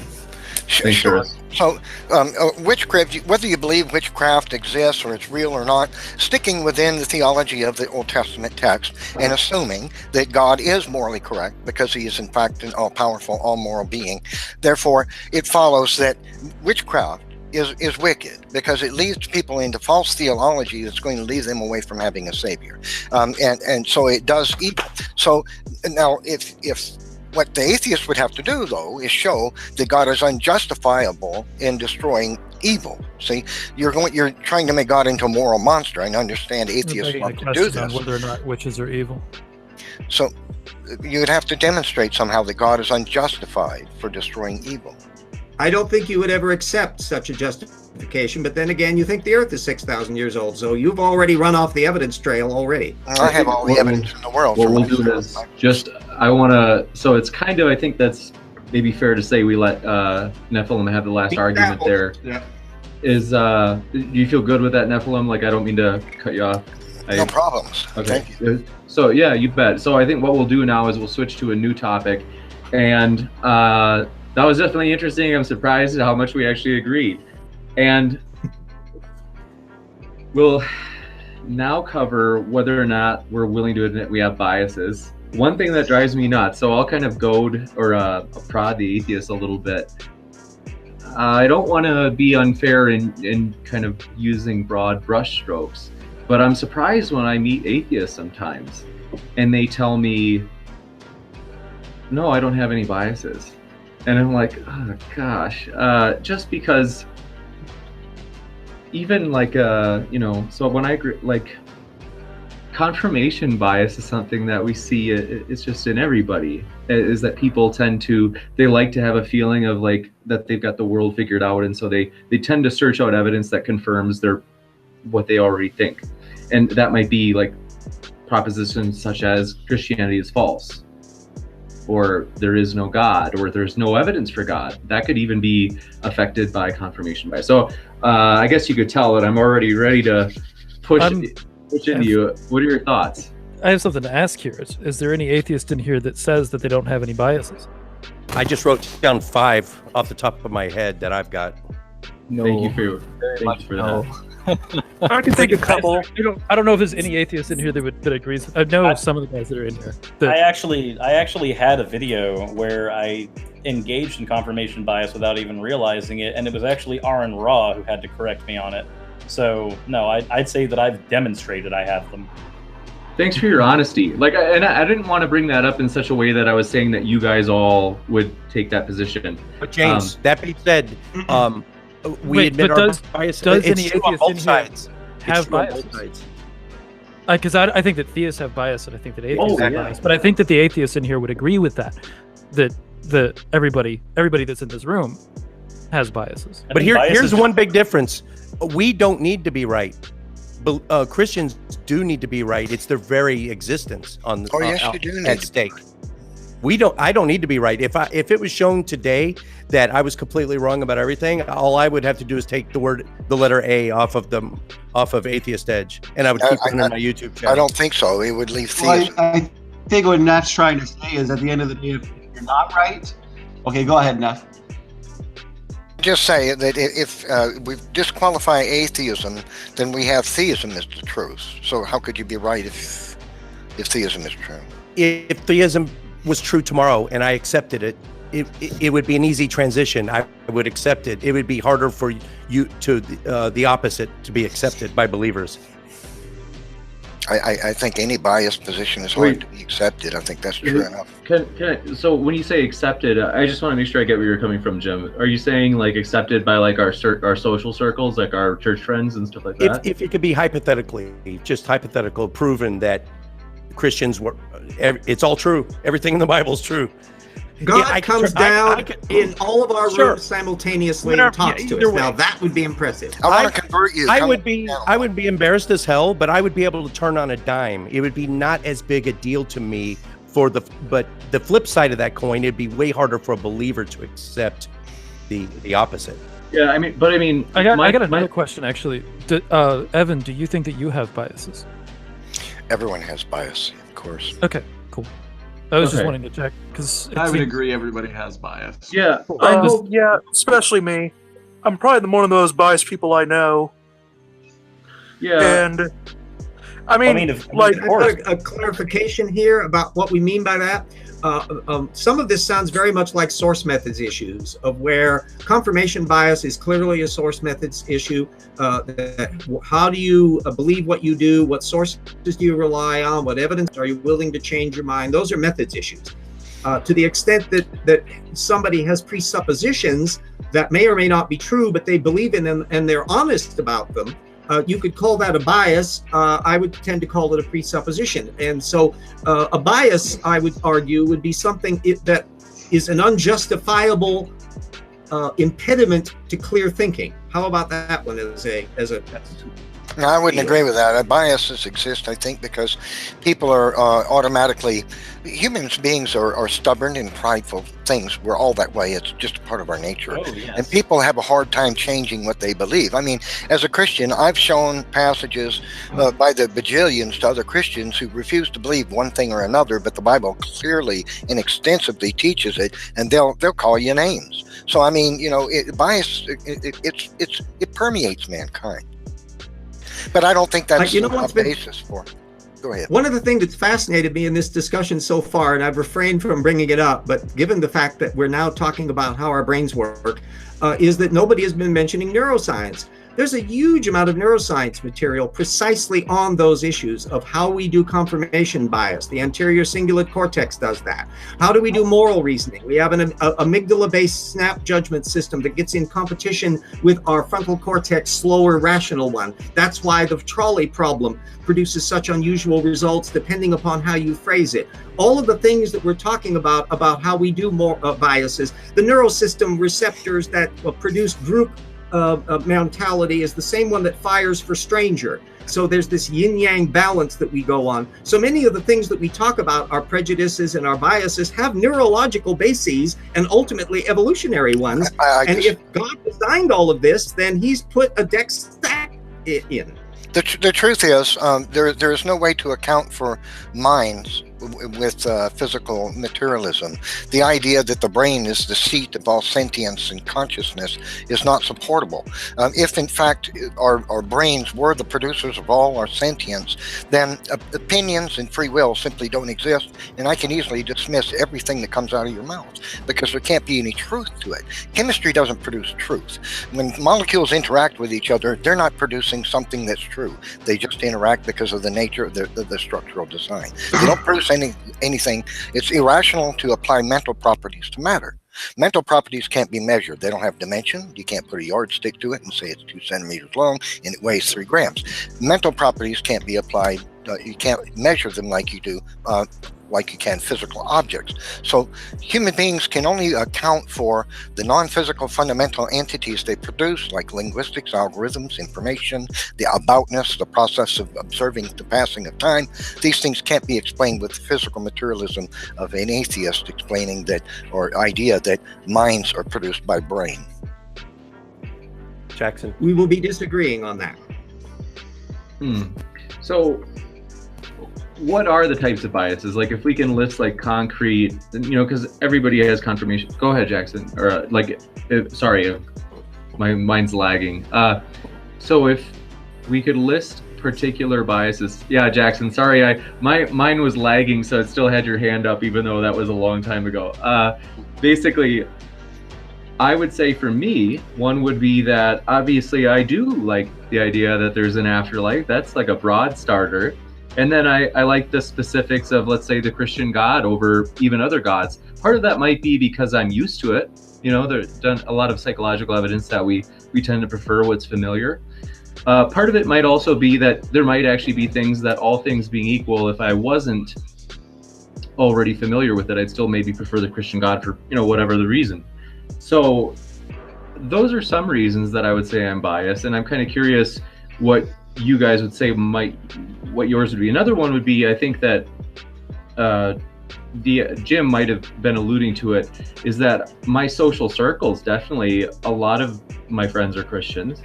So I feel there's a lot of sociological evidence from Rodney Stark that we tend to kind of adopt eventually our closest friends' views. So I'm kind of curious what other biases there might be, both for the Christian side or for the atheist side.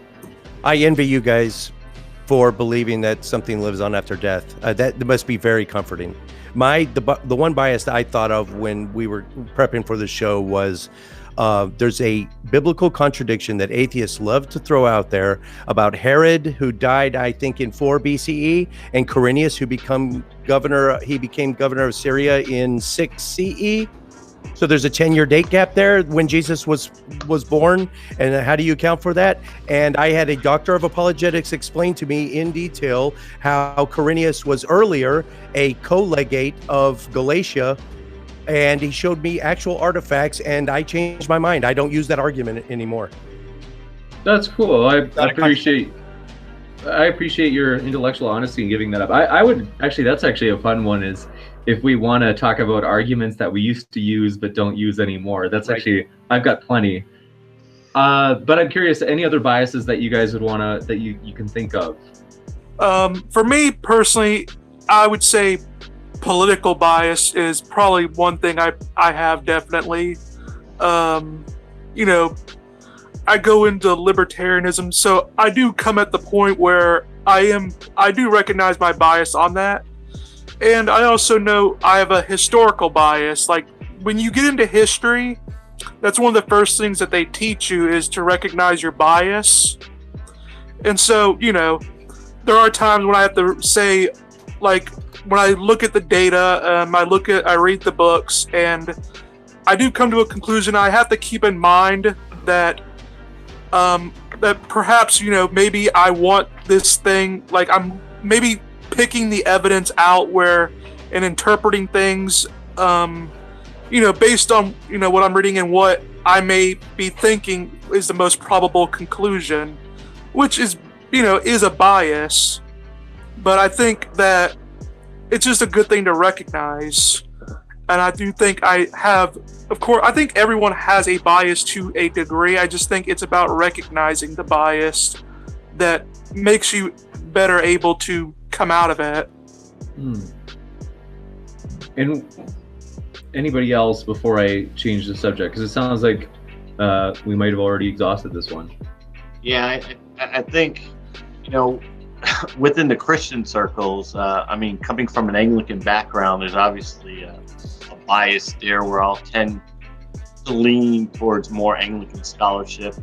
Within our Christian communities, some issues, it may appear that maybe it's beneath us or to look at, but I think understanding the particular worldview that I grew up in, coming out of, the traditional Anglican Church, is obviously a number of my biases within the Christian community that obviously stands out for myself.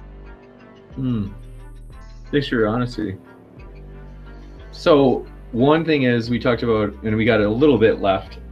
Otherwise, in the meantime, I'm going to say, hey, anybody have questions, please shoot them into the Q&A, and just if it helps me, if you put an @modern-day-hysteria, that just lets me know that it's a question for me rather than somebody in the chat. So, arguments you don't use anymore.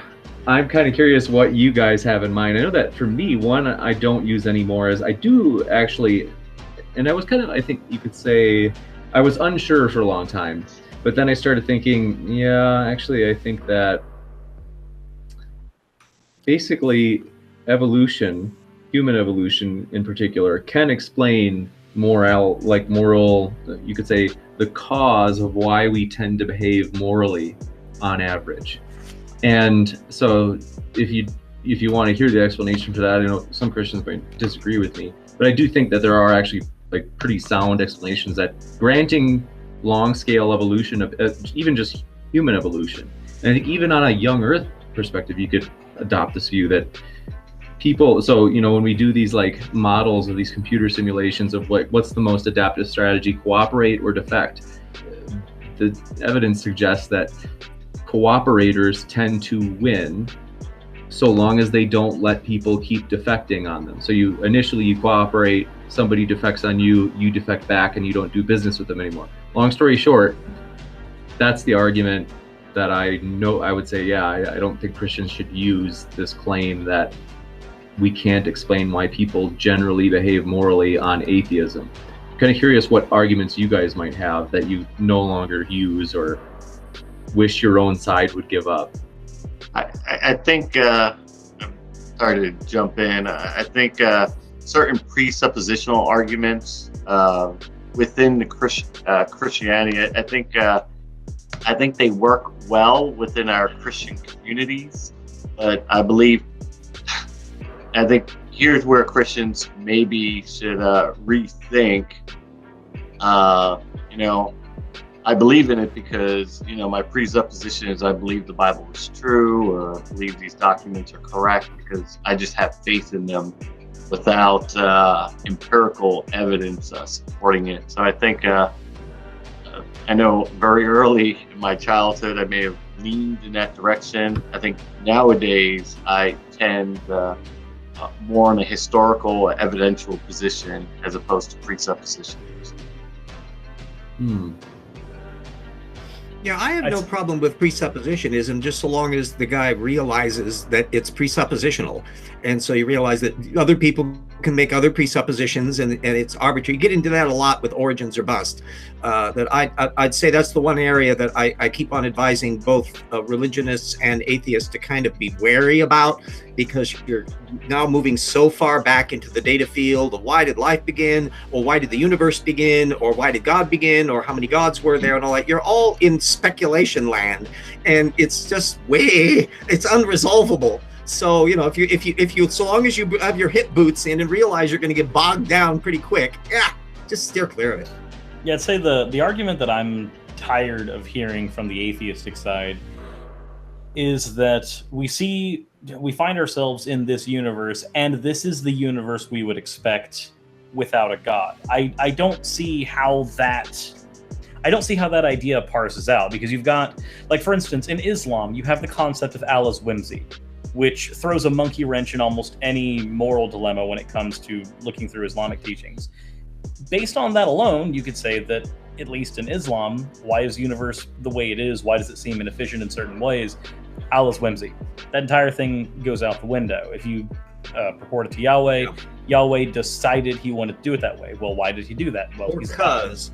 Yeah, or just because. The deity does not necessarily have to make things in a way that makes them satisfactory to you when it comes to issues of the universe. So I would really like atheists to not use that argument anymore, because I don't think that argument holds water. There's better ones if you want to use them. Just like I have an entire video actually called The Worst Arguments Against God, where I go through a bunch of different arguments against God that I see atheists use, going from like refuting the argument from the first cause, the argument from the stone, just basically a bunch of arguments that I don't think atheists should use at all in conversation anymore, especially as end-all be-alls, only maybe as thought experiments, and even then I don't like them. If I had to say one argument that I personally just stopped, I used to think it was such a very convincing argument, but I eventually just, once I read more into the papers, I gave it up. It was the Kalam argument. What eventually, I was very much sold on it originally. Well, the Kalam gets you to deism. Well, yeah, I mean, what got me? Well, yeah, I mean, what got me out of it really is like where I don't consider it as much is because, you know, I read up on the B theory of time, and it's all predicated. The whole argument is predicated on the A theory. Yes, and with any other theories of time, it falls out. Yeah, and I just don't. The issue is that God can't have temporal states, or is it like the? What do you mean by? I'm just saying that. I'm just saying, like in the context of that argument, I don't. Oh, I mean, okay, I see. I have seen some people reconcile the Kalam on a B theory. I mean, I haven't gone as much into detail on that, but I mean, think you can be a Calvinist and still have B theory. Well, yeah, I mean, I don't. I mean, I would have to read more into it, but I just stopped doing it. Like at least the William Lane Craig style, I just stopped doing that because I just did not find it convincing anymore.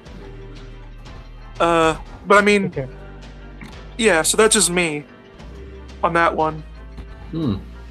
I used to think that believers, especially believers in scientific fields, especially life science fields, that could somehow justify their continued belief. I believe that they had a psychological disorder once. I felt superior to them, and I no longer do. I felt that they'd compartmentalized their belief and all the critical knowledge, thinking skills that they used in every other facet of their life. It was impenetrable in this little lockbox in the back of their brain that they didn't allow to get to their belief. And I felt that somehow made me superior once long ago. Super interesting. Yeah, atheism did not give you any more IQ points. Right. There's very, very smart Christians. And another thing that I would, this group here reflects, it's atheists and largely Christians with one deist. There's all a broad religious group around there. There's Zoroastrians, there are Shintoists, there are Muslims, and all the rest. And so that the tendency to kind of tunnel vision in on one particular subsect or segment of a particular religious frame makes it kind of a lopsided argument because there's a broader world out there. And I think it's wise that we never forget that there's an awful lot of different beliefs to go on, and there's a long tradition. Even the term atheist has a pedigree to it. It doesn't always mean the same thing. In the 17th century, an atheist was somebody that didn't believe in the correct God, not that they didn't believe in any gods at all. And only really in the Enlightenment time is the kind of the big theist, none of the above thing become the standard model for it. But we can get led astray by the groups that we're having the interaction with, when we have to remember, there's other clubs out there. I think based on what RJ just said, actually, I think for me, Pascal's wager is, I guess, kind of an argument that I used to use, but I see, where Christians are coming from when they use it, but I think it's not really a good argument because we wouldn't really, and based on what RJ's saying, there's a broad, spectrum of obviously, religions out there. So using that argument, we're not going to know which God to believe in. So just saying. I describe it as Pascal's Las Vegas, that what you actually have is a giant group of competing casinos, each one reflecting various religions. And in the casinos, you have a series of denominational tables, and each one of them is clamoring for you to make your one and only bet. And you're going, which one? It's way more. Pascal, remember, was thinking in terms of Catholicism. He didn't even often offer Protestantism as an option. Forget the Huguenots. And what's funny is, I've had Muslims, I've had Catholics use that on me, but I wasn't convinced at all. So I'm not really going to use that on an atheist. And I'm not knocking anyone who uses that, but if it wasn't convincing for me to hear that from, say, a Muslim or a Catholic, I don't think it's going to be convincing for an atheist to hear that from me. That's just my opinion. It's a slippery slope. What about the ontological argument? I bring that up, and here's my Anglican bias come out again with Anselm. But even though I get Pascal's wager, but what are some of the atheists' view on the ontological argument? Oh, why is there something rather than nothing issues? Well, on that, the highest thought is God. Then I mean, it would ultimately depend on which version of the ontological argument you're using. Or you would be using Saint Anselm's argument, or like would you be using Alvin Plantinga's version, where it's like the modal ontological argument? No, it'd be Anselm's, and that's my Anglican bias coming out. Oh, fun fact about Anselm: he was actually inspired by, like he spoke out against child abuse because he was actually abused by his uncle in school. Fun fact. If we're doing Anselm's, then we're dealing with a 6-premise, 1-conclusion argument then, or a 5-premise, 1-conclusion argument, correct? That's how his syllogism parses out. Well, yeah, I often find funny is like a lot of times, because I read up some on it because I was doing a crusades. I mean, I was doing a video on the Middle Ages, and Saint Anselm came up, and I spread his argument, and I did actually find it funny because I do often see atheists really confident about saying it's wrong, but actually that's funny because that's something that even I can't remember is, Bertrand Russell. He said it's easier to just say the argument is fallacious than to actually show that it is fallacious. I'd say that the argument itself isn't necessarily fallacious, because I'm looking at his premises, and the issue that I have, the issue that I have isn't necessarily within the premises, with the conclusion, because as an Anglican, obviously his conclusion, he's trying to conclude the Christian God. That's where he's trying to get to.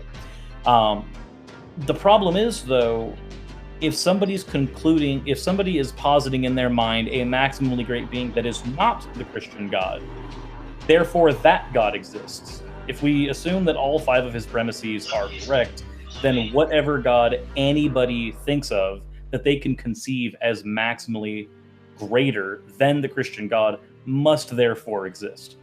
That's the issue that I have with that is almost the same issue I have with the Kalam, is that the Kalam can get you to deism fairly quickly with A theory, but it doesn't get you to any particular God, but Blaine Lake Craig wishes that it could. I see the same thing here with the ontological argument, is that all you have to do is posit a being greater than the Christian God in any shape or form, and suddenly you have a God that is not the one the argument was meant to lead you to. Yeah, there's nothing in principle that rules out tag team gods, or that there are multiple gods that combine together and give up their essence to make universes or alter themselves in various ways, because it's all completely speculative. You can put any assumptions in you like. Yeah, but and I just want to understand this from the atheist perspective. How do they deal with, prior to the Enlightenment, all cultures in one way, form, or another had a concept of a god or a great spirit. Did all cultures, because we actually do have one older culture that we found, the Paraha. Orions, yes, who don't have a concept of a god or an afterlife. Like it's not a thing within their history. So we actually do. So what we have instead is not all cultures have a God belief or an idea of God. What we have is most cultures have an idea. And even the or afterlife is an optional one. It only kind of got filtered into the Judeo-Christian context over time because the Greeks and Romans tended to believe that. And of course, in other cultures that have reincarnation, you have a continual cycling of things. It's one of the reasons why one argument that I would tend not to use is the idea that religion stems from a fear of death, because not all religions historically have had an afterlife, and therefore death was just something you accepted and it was not a reason to maneuver around it. So what you just said about Christianity is demonstrably false, though, because the book of Job is possibly the oldest book of Scripture, and it speaks of the resurrection in Job. Job describes the resurrection in the afterlife. So, in the oldest Christian, in the oldest Judaic text, or certainly one of them, equal in age probably to Genesis, the very resurrection, the doctrine of dying, sleeping in the grave until the day of resurrection, and becoming an eternal spirit living with God, is in fact explained in the book of Job. Yeah, well, it's another one that we'll have to do a separate show on. James, are you finding this whole discussion going in ways you weren't expecting? It's definitely gone in different directions, but it's good. I think that what we'll do is, because I promised you guys we'd go from 6, or your time, it would be 8:30 to 10:30 Eastern time. Maybe we'll kind of wrap up in the next minute or two. And I want to say thank you guys for being on here. Like, if you guys have any last thoughts, you can share them. But otherwise, I actually am very happy. At one point, I felt a little bit afraid, and I was like, oh my gosh, what was I thinking to have so many people? But you guys are actually, all these people in the room. It's going to be panic. You guys have been respectful, and it's been really good to have all you guys, and so I totally appreciate that. And it's also been like, I appreciate you guys' intellectual honesty. That's meant a lot to hear you guys' thoughts. Well, they've been good questions. I think you did a good wrap up for questions that are kind of left on the cutting room floor that deserve to be discussed. Thanks. I appreciate that. That means a lot, and I enjoyed your guys' thoughts. Like, this is actually one that I'm going to listen to, this stream I'm going to listen to several times probably, because I'm just like, this is actually a lot of different ideas that I learned for the first time, which is exactly what I was hoping for. So, want to remind. Share one thing? Yeah. I just wanted to say I'm going to have a hangout after this one, and anybody wanting to join is welcome. Jackson said he would be interested, and I think and someone else has said so. So if you know where my channel is, how to find it, if you'd like to join a discussion about these things afterward, you're free to join. Jackson can give me a link. I'll be there if you want. You're more than welcome. I appreciate you coming. That's awesome. I totally encourage everybody to go on over there. I can't make it, but I am stoked for it. And also, thank you all for tuning in tonight, asking questions, and just kind of listening to the speakers. So if you enjoyed this, we have, in fact, 2 of our people on tonight. RJ, Downard, and Standing for Truth are going to be debating this coming Wednesday. So if you want a reminder of that, hit that subscribe button, as that will be a debate on creation, evolution, as well as the methods for discovering the knowledge. Biblical worldview versus evolution, I think, is the topic. So we want to be precise on that. That's right. Those are the exact words. So, and as well as the second half will be on the methods of gaining scientific knowledge, or knowledge about the world, from each camp. So definitely hope you tune into that. I think that'll be a great one with RJ and Standing for Truth. And so I just, again, want to say thanks to the panelists. Their links are in the description. Check them out. Even if you don't agree with them, you can at least understand where they're coming from. So thank you again, panelists, for being here. Thank you for having me. Thank you. Thank you. I really enjoyed it. Thanks for letting me on. God bless, brother. I'm glad that I was able to participate in a headache that didn't involve my hammer today. Thanks so much. I'm glad. Well, you guys That's a grand total of 4 words, but I appreciate the invite. Yeah, glad you're here. So I'll see you guys later, and I hope you have a great night. And thank you for watching. Keep sifting out the reasonable from the unreasonable. Have a good night.